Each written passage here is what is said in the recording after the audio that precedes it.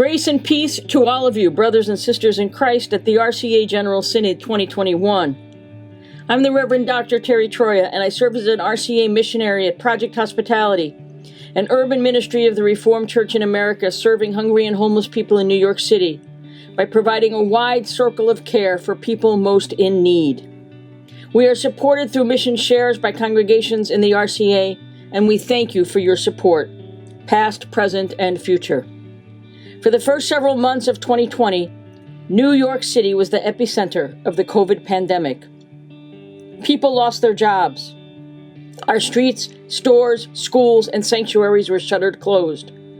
We distributed more than 4.2 million meals to families with no food in their kitchens, to seniors who were afraid to go out of their homes to buy food, to families quarantined and deathly ill with COVID. We distributed in 2020 more than $1 million in emergency cash to aid desperate families. And we continue to distribute now, in this year 2021, more than $1 million to families who continue to be in need because of COVID. In these last 15 months, we buried hundreds of COVID victims, bought burial plots, paid for funerals, medicine, and home care. We went to places as a mission we have never been before. Staff died of COVID in the line of duty. Volunteers died of COVID in the line of duty. 2 pastors who worked intimately with us died of COVID in the line of duty. 1 who contracted COVID at her own church soup kitchen. Yet since the pandemic began, Project Hospitality has been the only faith-based organization who has kept the doors of our church shelters open in New York City. All other houses of worship that host shelters in the other 4 boroughs of this city closed because of pandemic precaution.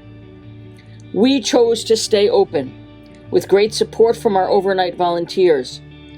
We have provided nearly 80 beds every night for homeless women and men, senior citizens, persons addicted to alcohol and drugs, persons with severe mental health needs, persons without families, without identification, without friends, without cash, and without a place to lay their heads.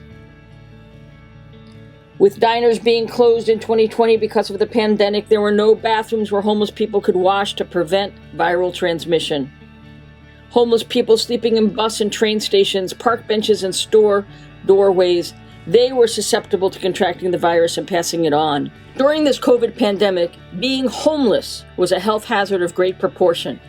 The pastors' congregations who opened their doors at night for the homeless, even though their sanctuaries were locked tight and services relegated to Zoom and YouTube, these pastors, these church leaders, and congregations were the saving grace of our darkest hour. A bed, a shower, a change of clothes, a hot meal was the recipe to reduce viral transmission.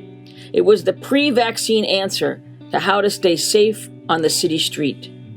The God of resurrection worked the graveyard shift on Staten Island to keep our shelters open. For this profound receiving of grace, we are forever grateful.